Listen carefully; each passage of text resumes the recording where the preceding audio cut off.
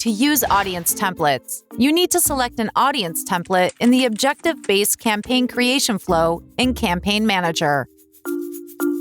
Do this by clicking on the Audiences drop-down in the Audience section.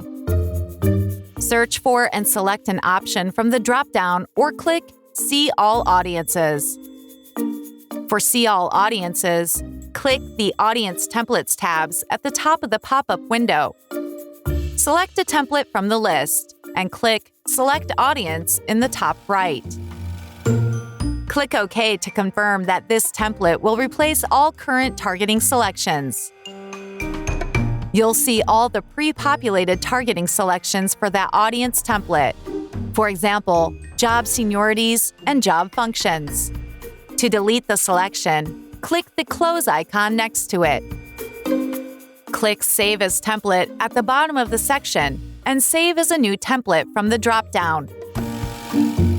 In the Save as New Audience pop-up window, name the audience and add a description. Optional. Click Save. You can add more attributes by clicking on Add More Attributes.